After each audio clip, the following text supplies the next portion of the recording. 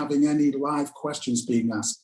So if you do have any questions or concerns, place them in the chat, and Ishmael will pick up the questions, and we'll carry the program forward with them. So thank you once again for being with us, and I'll hand over now to Ishmael.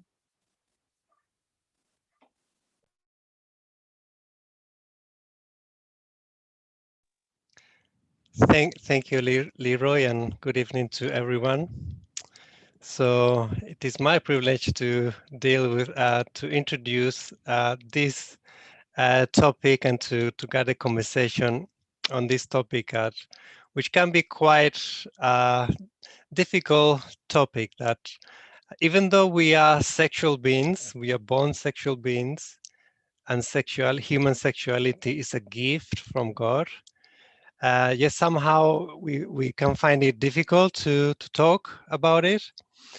And also we find that in the world, there are some very loud voices that will want to give us a version or a picture of what human sexuality should be like, which can lead into a lot of pain, a lot of shame. But this evening we are joined by Kat, who is someone who is not shy to talk about these issues. In fact, it's her profession. She works for an organization, the Naked Truth Recovery, and the aim is to open eyes and to free life and to promote healthy sexuality.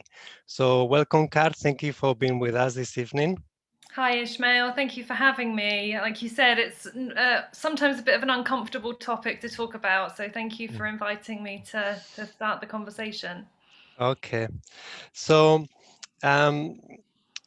to start with, could you tell us a little bit about yourself, and how do you come to, what is your role within the Naked Truth project, and how do you come to be in this profession? Yeah, so I'm Kat. I'm 39, nearly 40 years old. I live in the northeast of England. Although Naked Truth Project is a Manchester-based charity, actually, I work from home. And I got involved with Naked Truth Project probably about 4 years ago now, after seeing Ian, who is our CEO, give a presentation about the impact of pornography at a Christian conference, and feeling like, oh my goodness, Christian people talking about porn, and really wanting to kind of find out more about the organization and what they did. And my interest came from having been impacted by pornography use within my marriage. And so when I heard Ian talking about the way that pornography was impacting society, one of the things that I was keen to expand was the conversation to include partners and spouses and family members. And so that's kind of how I got involved with Naked Truth Project. Nowadays, what I do is that my job is head of recovery. So as you quite rightly said, what we do as an organization is we open eyes and we free lives from the damaging impact of pornography. And so some of the work that we do is opening eyes. It's education and awareness and just starting the conversation and inviting people to think through their relationship with pornography and healthy sexuality. And then what I do is more in the sort of free lives category. So I oversee all of our recovery work, which is for people who maybe have compulsive or addictive pornography use or are impacted by somebody else's pornography use. Okay, thank you very much. And I'm curious to know, sometimes you engage in conversation with people, and the question probably is, oh, what do you do for a living?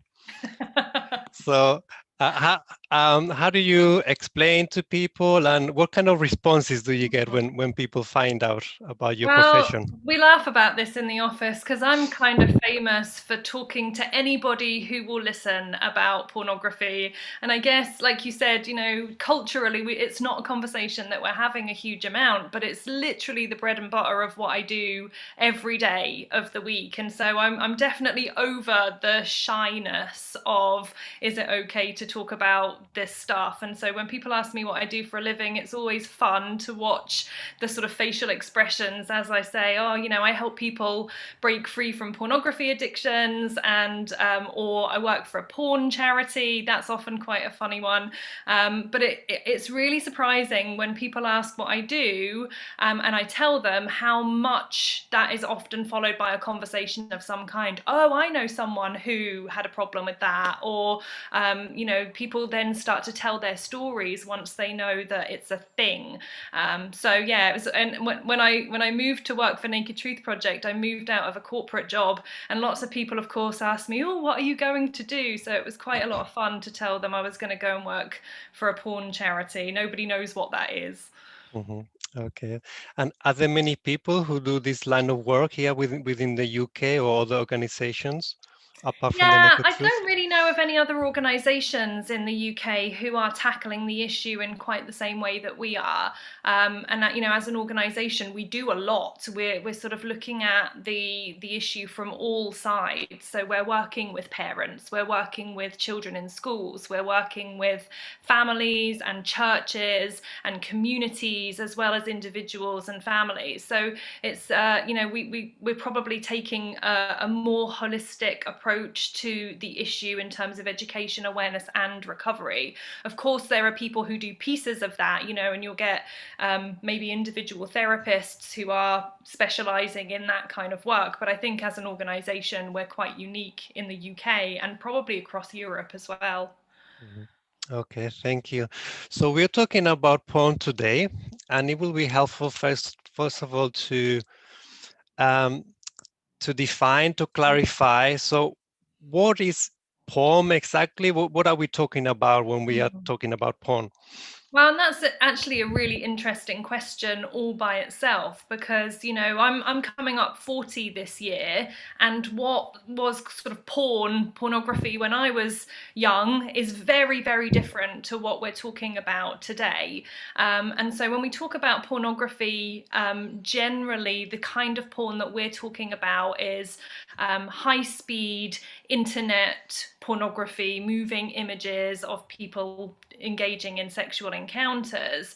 And I'm going to talk a little bit more about why we think that is problematic, because there are, as I said, some real differences to what some of us might have grown up with, which might be still images in magazines or, you know, page 3 models in the newspaper. That's not the kind of pornography that we're talking about nowadays. We're talking about unlimited, often unregulated, thousands and thousands, millions of years worth of content out there on the internet. So yeah, that, I mean, and arguably pornography could be something that is designed to sexually excite a person, you know, so it's obviously designed with that intention in mind. And at the same time, a lot of our clients can find sexual excitement in things that wouldn't normally be classed as pornography. But for the sake of this conversation, let's define it as high-speed video images of people engaged in sexual activity. Okay, thank you. And within society, we can find different perspectives. Some people will promote pornography as sex education. Other people might say, well, what's the big deal so long as nobody gets hurt by it? Some people might say, oh, it's a bit of entertainment or a bit of fun, or it's part of normal development. So what is the big deal about porn, and in what ways it could be damaging? Yeah, thank you for asking that. And, you know, as an organization, there are a number of reasons why we are concerned about pornography, not least because of the way that it has changed over the years. You know, when I was a kid, most of the people who looked at pornography either sort of got handed a magazine that belonged to so-and-so's older brother, or that they found under dad's bed or something like that. It was usually a sort of limited event. Maybe it happened once or a few times with kids growing up. And I would say that is much more the case of sort of normal, healthy childhood curiosity than what we're seeing now. The reason why pornography is a problem now is because of the increase in availability, accessibility, and the type of content that is available now on the internet. And as I was beginning to learn about pornography and some of the issues related to it, one of the most shocking things that I learned was how unregulated the content that's available online is. And one of the things that was most shocking to me was to learn that actually the type of content that you can stream into your pocket, into your house, into your bedroom or your workplace, a lot of that content, if you were to go back 20 years, would be illegal to buy over the counter because it would be subject to censorship laws and decency laws. And so it's really quite shocking to me that that is being streamed into people's houses with very little regulation at all. Now, it's a different conversation if we're talking about adults, but actually when you look at the statistics, some of the statistics show that the average age of pornography exposure to pornography could be as young as 11 years old. And I read a statistic as I was preparing to come and talk with you today that said something like 89% of 11 to 14-year-olds have seen online pornography. And so to know that children as young as in their sort of early teens, those formative years, are being exposed potentially to content that would be illegal to sell over the counter of a shop is really concerning to me. And I think to a lot of parents, when we stop and think about that, we wouldn't want to think that our children were being exposed to that. I mean, I downloaded a whole ton of research. There's lots and lots of statistics and kind of research that I could share with you. But in terms of the heavy hitters, I would say what we're most concerned about as an organisation is the impact on young people and children. That's right up there on the list of things to be worried about. We're also really concerned about the way that the research suggests that prolonged exposure to pornography can impact the way that a person views sex, it can impact the way that a person views relationships, and it can change their sort of sexual preferences in a way that can be unhealthy depending on the type of content that they're looking at. So when you start to understand that a lot of the content that is available online now contains images that could or could not be consensual, so there are some question marks over the role of consent. They contain images of people who may or may not have been trafficked, and so that's a concern. They contain images of people who may or may not be of age, and so you might be looking at images of child I mean, I don't even like that term, child pornography, because it's really child sex abuse images. And so you just don't know what you're getting. And so the question is, if you're exposing a person to that from a young age on a regular basis, what does that do to a person's understanding of sex? What does it do to a person's understanding of what relationships are supposed to look like? What does it do to a person's consent, ideas about consent? And there's lots of research that suggests that there is a significant negative impact on a person's kind of views of those things. And so I think that pornography is going to be one of those things that, like smoking, we might start out thinking it's all fine and we want to promote it, but actually when we look back in a decade or two's time, I think we'll have a much clearer picture of what the damage on our whole culture has been. Just recently there was a report out, you probably saw it in the news, that talked about the number of sexual assaults and the sexualization of children,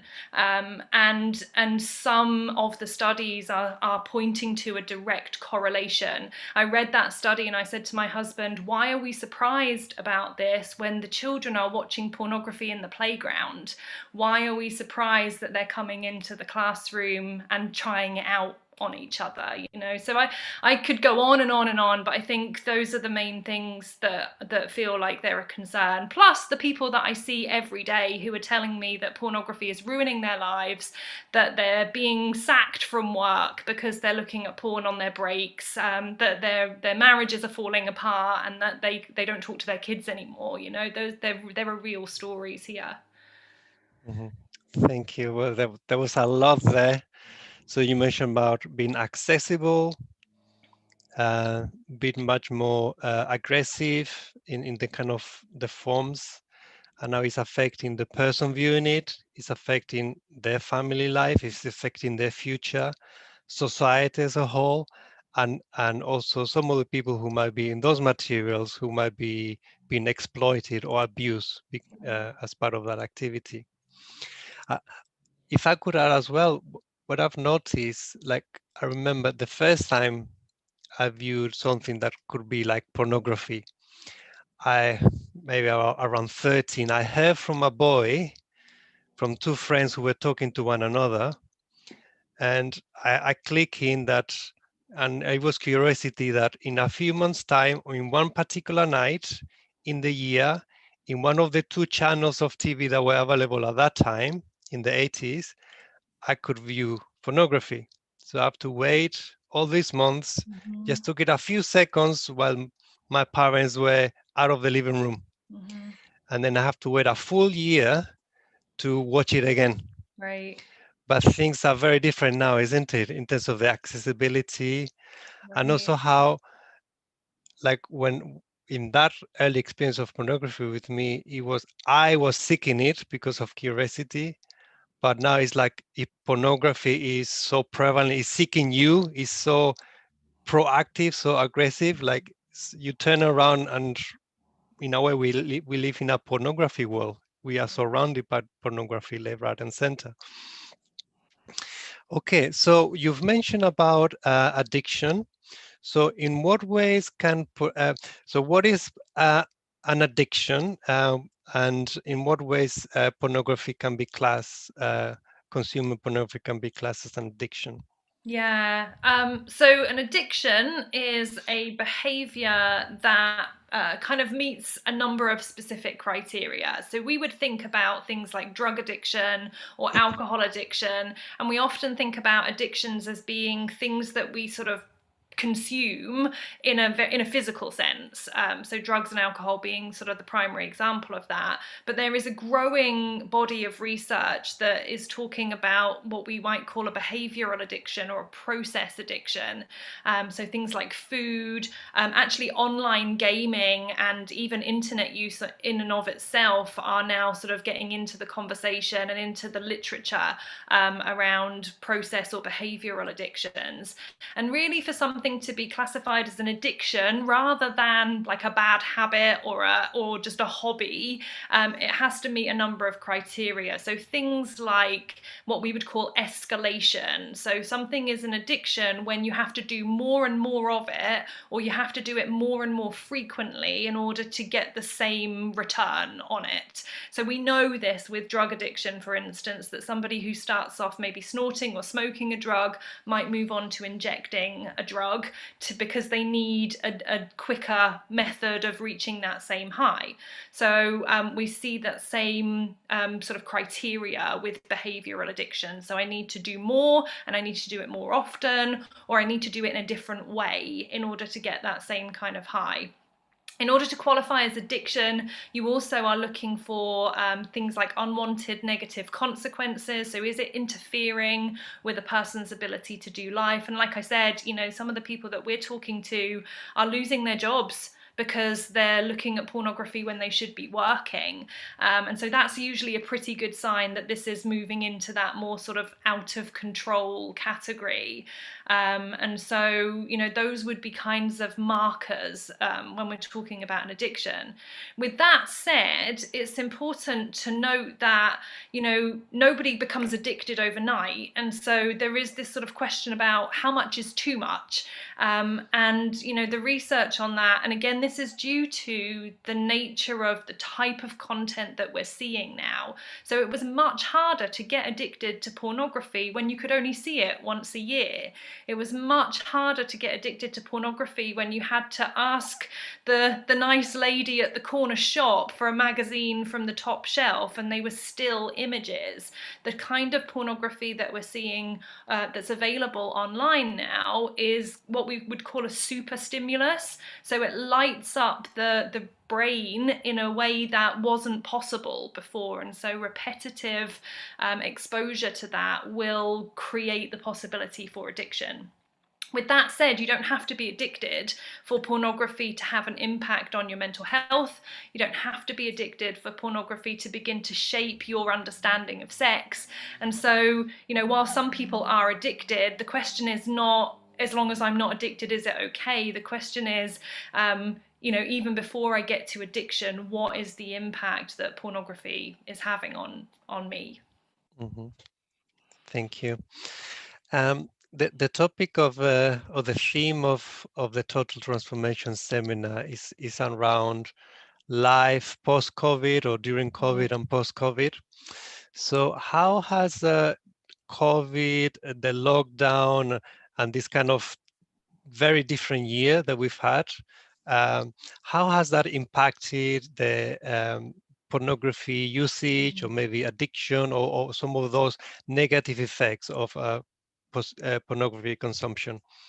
Yeah, so while other industries have been struggling throughout the COVID pandemic, the pornography industry has been thriving because people have been stuck at home, they've been bored, they've had less access to all of their usual coping strategies, and so almost every country in the world has seen an increase in pornography use during that time. Some countries by a significant amount. I think the biggest statistic that I read was a country, I think it was India, that had increased their pornography usage by 95% throughout the pandemic, which is huge. And partly that's because the pornography industry is good at what they do. And so when lockdown hit in various countries, one of the biggest pornography sites that usually would charge for a premium subscription offered everybody in the world a free 3-month subscription. And so lots of people took advantage of that. And as you said earlier, Ishmael, there are differing views on pornography. You know, lots of people in our culture would say pornography is absolutely fine. In fact, we should encourage it as a healthy coping strategy and as a healthy release for our sexuality. And so a lot of people were actually encouraged to increase their pornography viewing through the pandemic. So yeah, sadly, whilst other businesses and you know, kind of industries have been struggling, pornography use has been increasing. There was one really interesting fact that I read, and I think this gives us a little bit of an insight into how the pornography industry works. And what I read that really kind of grabbed my attention was that, so obviously, COVID shut down production in the pornography industry for a while. Now, that's not a problem because there are probably about 5,000 years of content available on the internet at any given time. I can't even remember how much it is, but there is no shortage of video content online. But what I read was that the pornography industry were paying for porn performers to have COVID testing on set so that they could continue to make their videos. And what was interesting was that as a porn performer, you are not given access to STD testing, so testing for sexually transmitted diseases and infections. You have to pay for that yourself. And I just thought that was a really interesting fact that gives some insight into how well cared for pornography performers are when they can get a COVID test for free because it means they can carry on working and producing content which makes money, but they can't get a sexually transmitted disease test for free. They have to pay for that out of their own pocket. Yeah, it sounds like I was reading recently about the tobacco industry and how when the more Western world has been catching up with the negative damaging effects of smoking, they have been turning to other developing nations.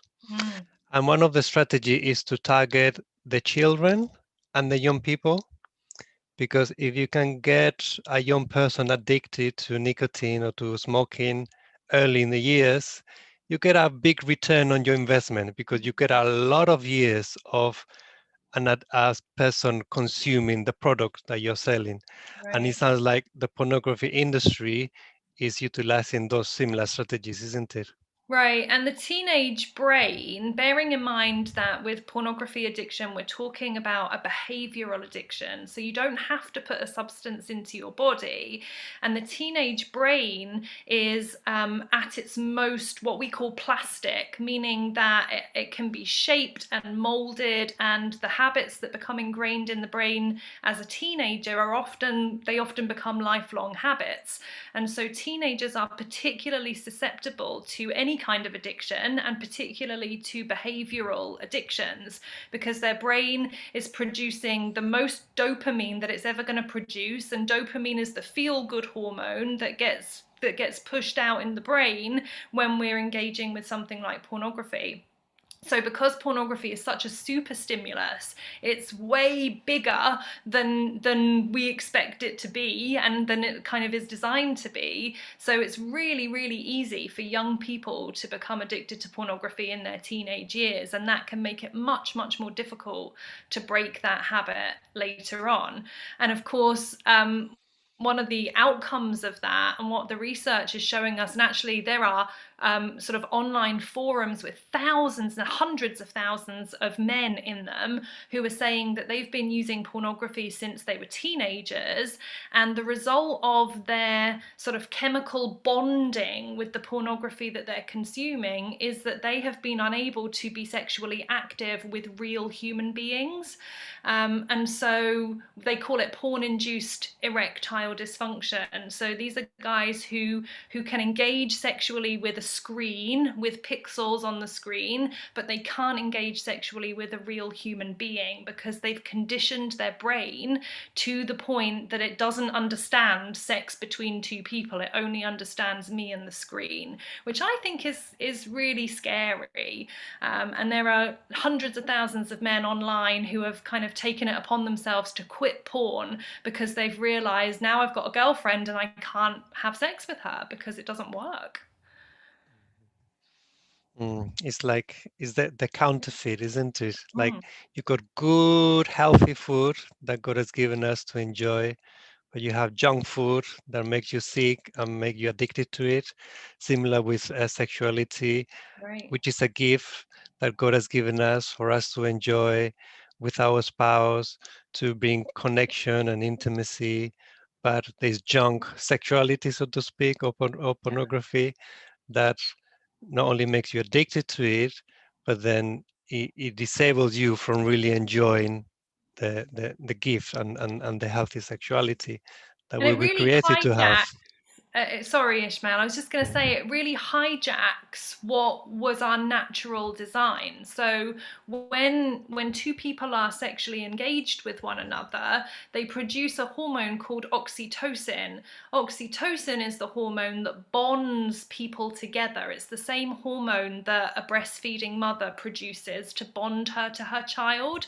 So you can see that there's a design in that where we are supposed to be bonded together with people that we love. But what pornography does is it creates all of those same chemical reactions without another person to bond to. And so these people who are sitting in front of their computer screens, they are literally bonding with their computer screens. They're forming a chemical connection with that. And so it's hijacking all the things that are designed to keep the human race going. And, you know, we're supposed to want to have sex with each other. It's how we stay alive as a species. So it's hijacking all of that natural stuff and changing the way that it's being used. Mm-hmm. Okay, I want to shift now into looking at particular groups or populations of people. So one is looking at the gender we've talked about a bit of the age group when first exposure to pornography, what you mentioned is getting earlier and younger. And normally the stereotype is that pornography is a male issue, and pornography are targeting especially men. So what could you speak with regards to that, the demographics of in terms of gender of people who are consuming pornography or finding problems with pornographic use? Yeah, I would say that generally speaking, and you know, these are generalizations, and the statistics bear out slightly different versions of what I'm about to say.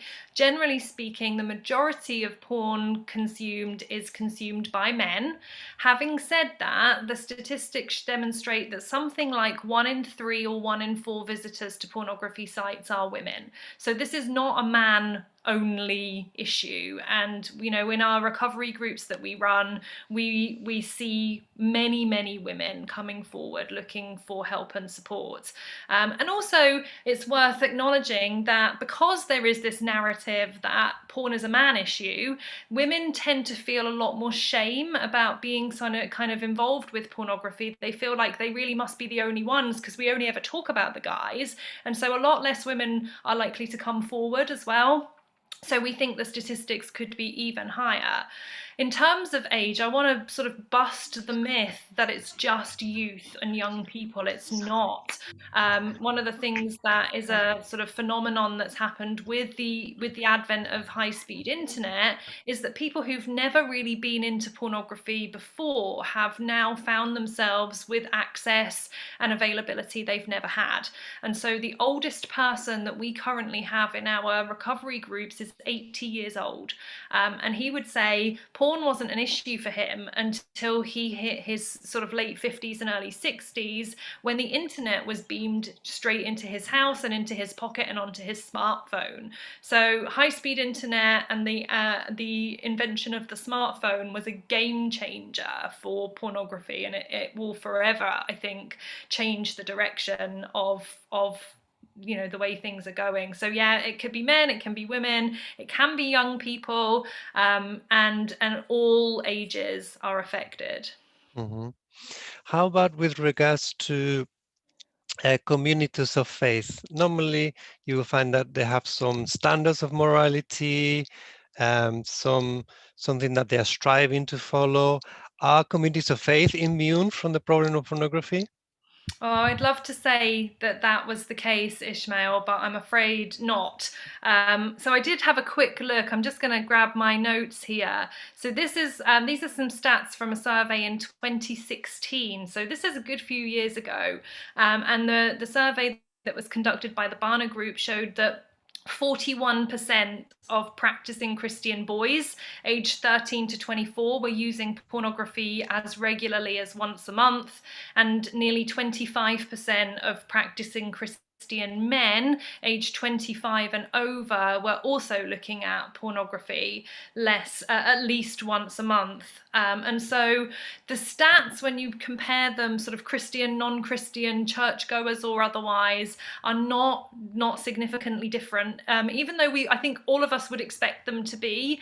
There was one statistic that sort of demonstrated that out of those Christians who are looking at pornography, those who attend church regularly are more likely to reduce the amount of pornography that they're looking at. But generally speaking, there's not a great deal of difference in the church and out of the church.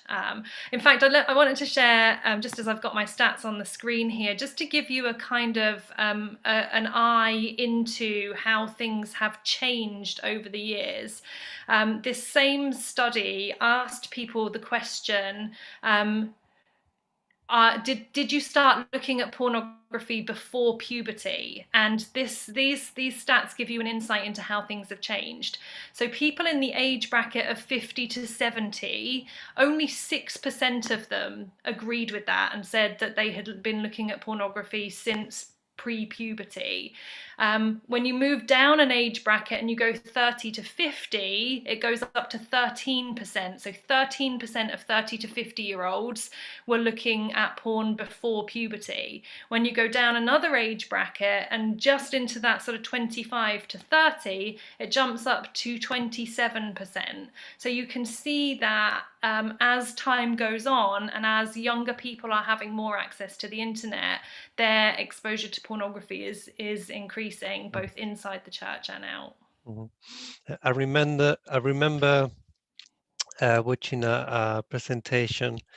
I can't remember exactly where it was. It was at a university in the States. They were trying to do a study about pornography, and they were trying to recruit people to do part of the study. Mm-hmm. And they had to cancel the study because they could not find a control group. In other terms, in other words, they could not find a significant enough number of men in that particular study that were not watching pornography. Right. The majority of people in the campus were regularly watching it. And I've heard anecdotally that, I mean, a lot of the research that we have, and I should say this, is coming out of the US. We haven't done a huge amount of research here in the UK. And so my guess is that it's not a lot different. But I have a friend who works in a seminary school, you know, a theology college in the US. And he told me that they've changed from asking their youth pastors as they join the program, they've changed from asking them, do you look at porn, to how much porn are you looking at, because it's almost a given that that's going to be the case.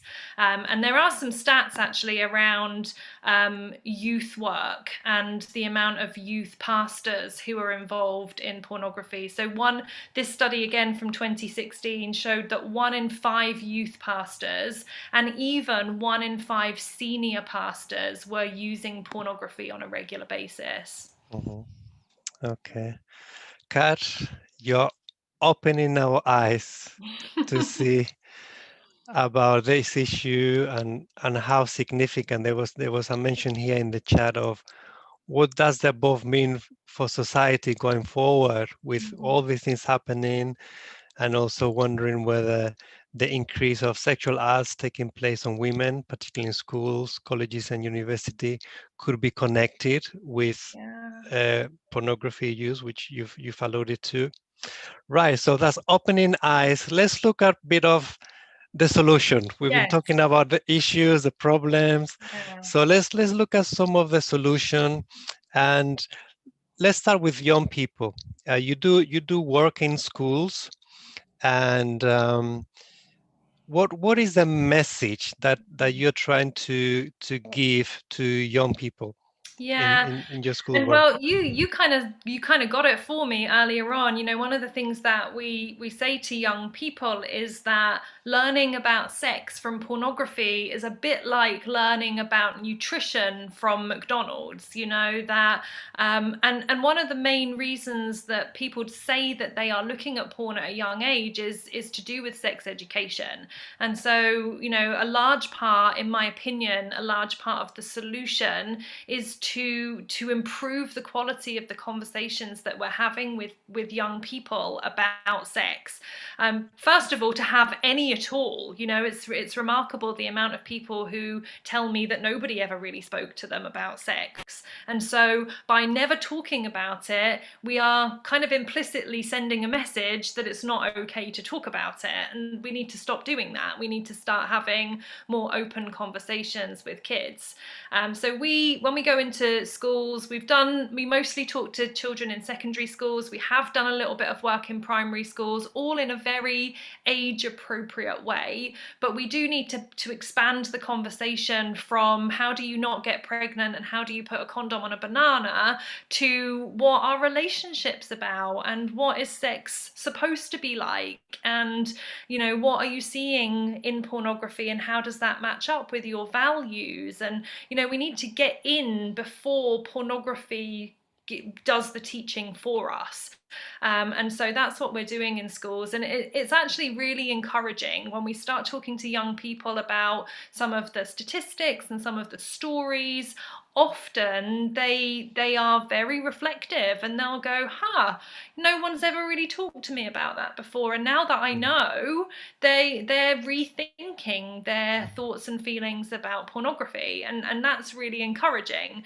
So we're not trying to be moralistic about it. What we're trying to do is say, let's have a whole conversation and consider the other side of this story. And it's really encouraging to watch kids think that through for themselves. But I think, you know, to answer the question in the chat there, what does this mean for society going forward? I think it means that we all have a part to play in having those kinds of conversations with the people around us, and especially with our young people. These are the first generations of kids growing up in a high-speed internet culture, and we don't know what the impact of that is going to be.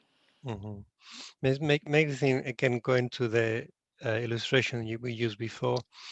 I was reading how the governments and other organizations spend this much in promoting healthy eating, healthy lifestyle, whereas all the junk food giants, they were spending all that much in the marketing, in promoting their products. And it makes you wonder how much loud voice and how prevalent and aggressive pornography is in our world. And then what are we doing in terms of speaking about healthy sexuality and how necessary it is, isn't it?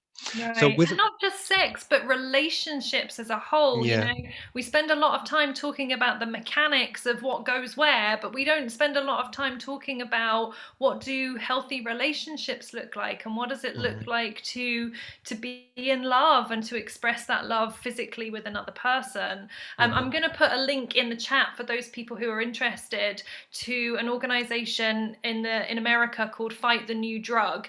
They have a 3-part documentary that you can download. I think it's called Brain, Heart, World. And it kind of invites you to think through the impact of porn on the brain, on the heart, and in the world. And it can be a helpful starting place for talking with your family and young people around this issue.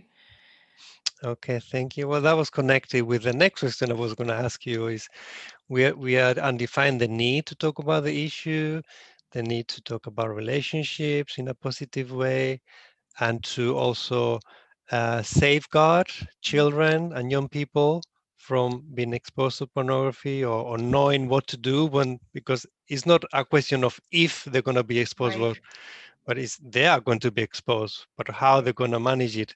So what advice could you give to parents who want to safeguard their children, especially with the uses of gadgets, with internet being so prevalent?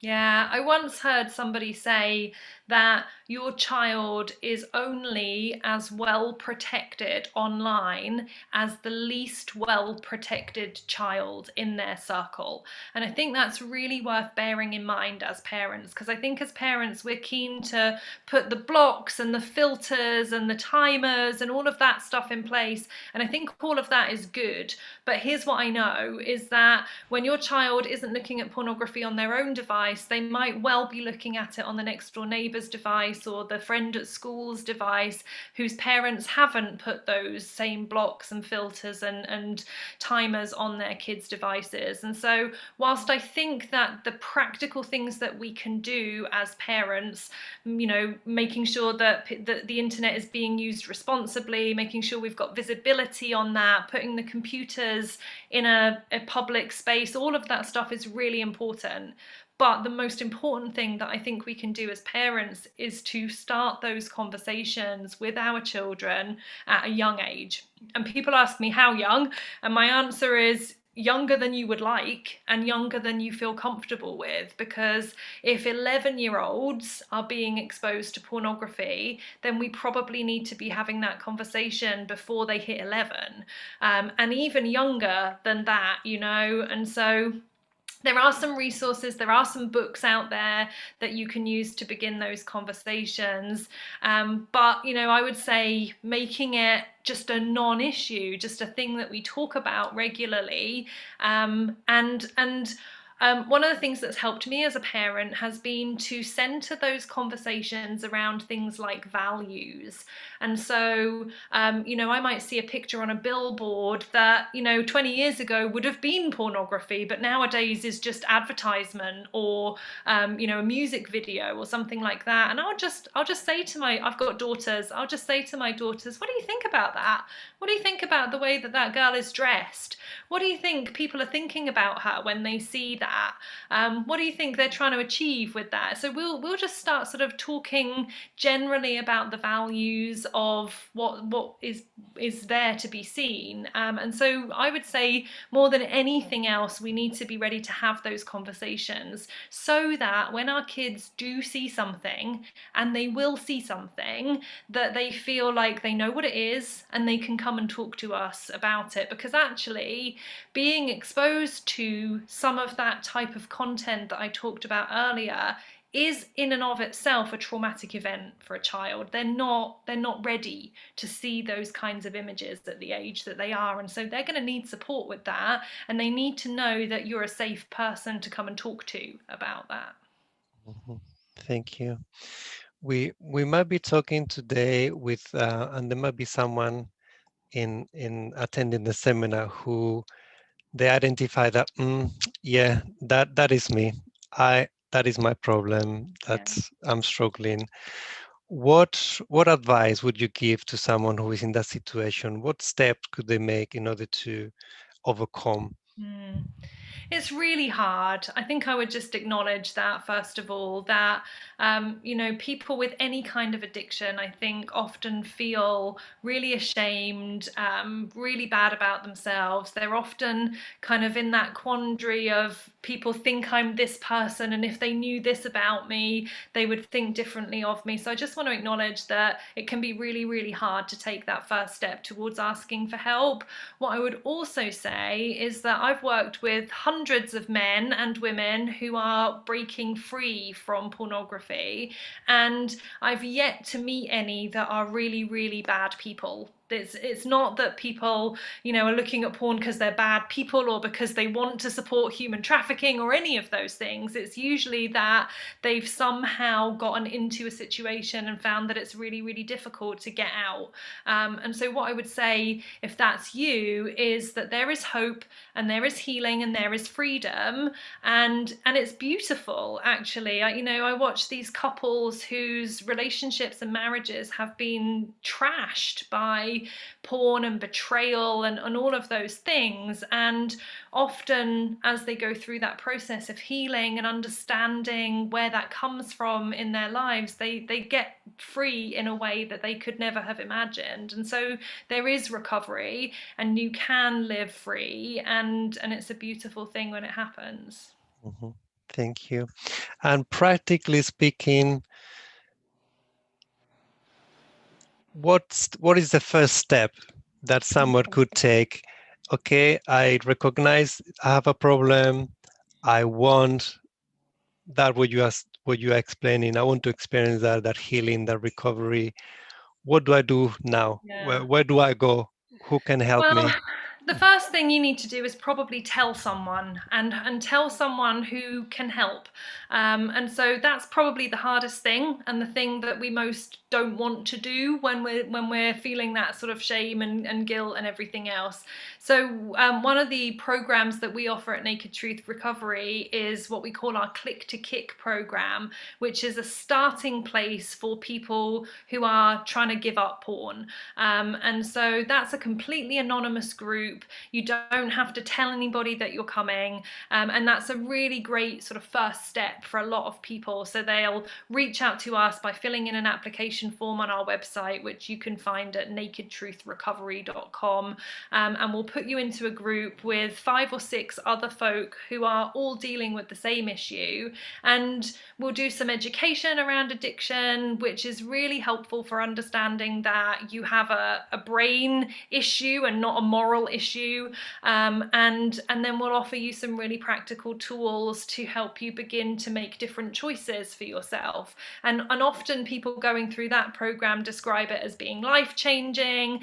They've learned some stuff that they just didn't know, but I think it's the sort of fellowship of that, the camaraderie of having some brothers or sisters who are walking the same path that's really, really important. Very few people who have an addiction find that they're able to get out of that by themselves, and so the hardest step is probably the most important step, which is to tell someone and then to acknowledge that you can't do this alone. Mm-hmm. The hard thing to do, usually the right thing to do, isn't it? All right. Well, and as Christians, we're called to bear one another's burdens, aren't we? And so we're supposed to lean on each other when things are hard. We're supposed to be able to support each other. And so I think that's a really important principle. Mm-hmm. You mentioned before also about how marriage can be impacted. You mentioned the word betrayal. Could you speak a bit more about how pornographic use can affect the spouse and the marriage relationship, and if someone who's been impacted by the spouse's pornography use, what hope is there for them? Yeah, thank you for asking that, because like I said, when I was on the other side of that experience, I think I often felt like the forgotten piece of the picture. And so, you know, often with partners or spouses of people who are using pornography, especially when that's being used in a secretive way, it often does feel like a betrayal. It feels like they're choosing to look at 1,000 other women instead of me. It feels like, you know, when I talked about those men who are now not able to be physical with their partners, you know, it really feels like you've been pushed aside in favor of this other thing. And so it does feel like a betrayal. And bearing in mind what I said about the escalation of addiction, so the hallmark of addiction is that we need more, we need it in a different way. So pornography addiction can escalate into other types of sexual behavior. So what started off as a pornography addiction might escalate to things like chat sites and even in-person encounters. And so, you know, that moves us into a whole different sort of level of betrayal. And it can also really sadly escalate into behaviors that might cross the line into criminal behaviors. And so for the person on the other side of that, the wife or partner, and I'll say wife or partner because that's usually who we're talking to, but it can work the other way around, where the partner who's addicted is the female, and you know, there's a husband impacted by that. But it can be a really, really difficult and traumatic thing to come to terms with, especially if it's been a secret for a really long time. So if you can imagine being married for 40 or 50 years and then suddenly finding out that your husband has this whole other secret life and he's doing things that you would never have thought he would be capable of or would be interested in, it is a really significant discovery for a person. And there are studies that show that the partner can experience a type of post-traumatic stress disorder as they try to fit this new piece of information about the person that they love and think they know into their experience. And so it's really difficult for them. So we run a whole program for women who are married to men with problematic pornography use and other types of sexual behavior, so they can come together and just talk about what that's like for them and get healing for themselves. Mm-hmm. Thank you. Last question from me. Let's say that we come across someone, could be a friend, could be a family member, and we realize that they have been impacted by pornography in a negative way. Maybe someone felt they could trust us, they could talk to us, or we find out. So what are the do's and don'ts if we want to help someone else? How can we best approach this situation? Yeah, that's a great question to finish on. I think the most important don't is, don't fall off your chair in kind of gasping in a moralistic way. Like I just said, telling someone can be the most difficult part of the recovery process. And so if somebody trusts you with that information, we want to respond in a way that is supportive. We want to respond in a way that is not shaming. Now, I'll add a caveat on that and say, unless it happens to be your spouse, in which case you might not be able to be all that gracious right away, and there's time for all of that. But if you're a friend or another family member or a church leader, and somebody brings you that part of their story, that's an honor and a privilege, and I think we should be responding to that with grace and support and signposting people to the right resources. I would say that it's important to create accountability right away and try to get the behavior under control. We're often quick to think, oh, it's all out in the open now, it's going to be fine. But addiction doesn't work like that. And so it's probably not going to be fine straight away. And so the other thing that I think is really important is to get specialized help. This isn't a thing that my husband's a minister and a church leader, and this isn't a thing that you could just pick up without any support or training. Of course you can support a person, you can be with them and spend time with them and pray with them and all of that stuff, but they're probably going to need to be connected with an organization like Naked Truth Recovery so that they can get that specialized help. Mm-hmm. Okay, thank you so much, Kat. You've helped us to open our eyes, giving us some practical tools or how we can free lives, whether it's we have been impacted or we find someone else who's been impacted. I think it's been really wonderful conversation. Thank you very, very much again for your time. Thank you for having me. Over to you, Leroy. Okay, thanks, Ishmael. And can I add my thanks to you as well, Kat? Yes, please. For lots of information there and obviously opening our eyes to this issue. As I said, it's for many people, it might not be a comfortable conversation to have because it's something that's always there lurking in the background. And it's a difficult issue to speak about and bring to the fore. So thank you for the very lucid and very clear manner in which you've kind of explained those questions that Ishmael asked them. And thanks to you, Ishmael, also for presenting and asking those questions. Sorry, Leroy, there just one more question just pop up into the chat, which I think is quite an important question. Could we have a few more minutes to deal with this one? Yeah, that's fine. Yes, yes. Okay. The question is, what are the subtleties? What are the telltale signs? Telltale signs that someone is engaging in this behavior. Something could be secretive. They're not talking about it. What do we need to look for in terms of to be able to tell whether someone is being affected, but maybe they're not coming forward and talking about it? That's a really good question. So thank you, whoever asked the question.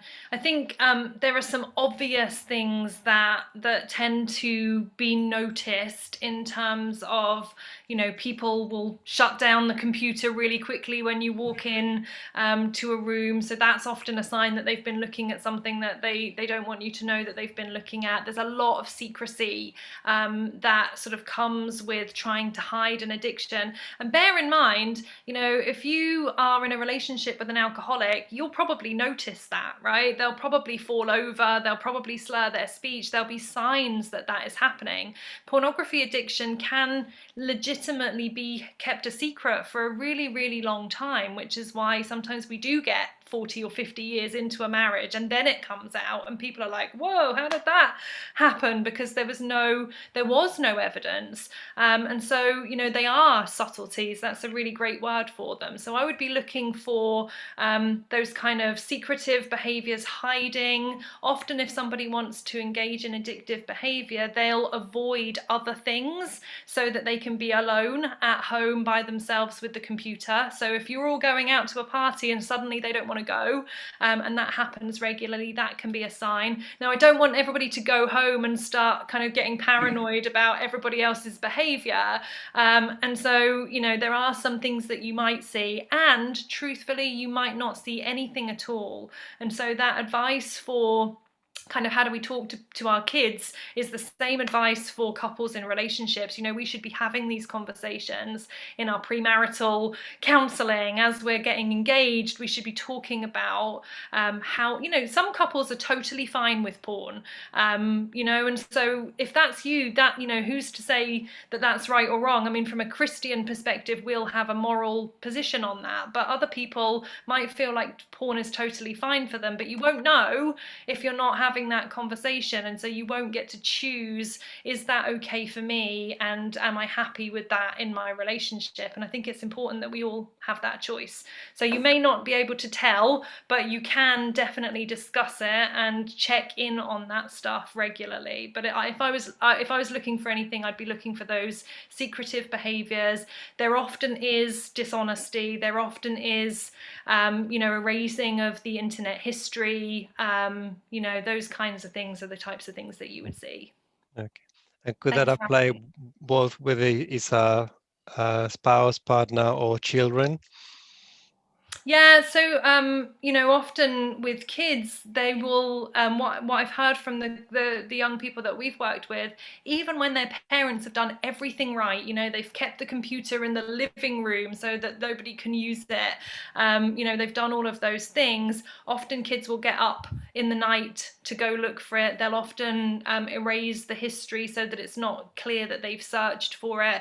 So I would encourage parents to there are softwares that you can put on your computer that are called accountability softwares. So rather than blocking so that nobody can see pornography, what they do is they track where people are and what they're looking at on the internet.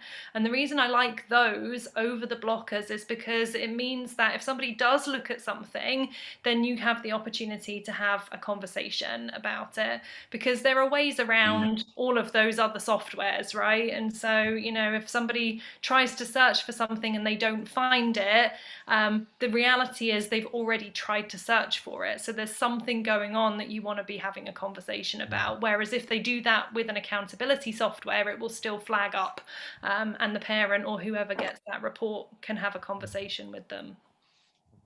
Thank you. I'm sure there might be more questions. You mentioned before we can connect with you through the website, The Naked Truth Recovery. Yeah, the website is www. Naked Truth Project. Well, we have two. So we've got the nakedtruthproject.com, which is the overall work that we do. And then our recovery stuff is at nakedtruthrecovery.com. Mm-hmm. Okay, thank you very much. Back to you, Leroy. Okay. No more questions. Okay, so thank you to both of you again. We invite you again next Monday. As we know, we're still going through COVID and all the implications that has. Now, next week, our discussion will revolve around the long-term impact of COVID on education. So please join us next week for that. It might be very interesting for our young people and teenagers. So, please invite them to come along to this session also. So next week, we're going to be looking at the long-term effects of COVID. So that will be on education. So that will be another very interesting issue that we can discuss. So thank you all once again for joining us. And hopefully we'll see you next Monday evening at 7 p.m. So good night.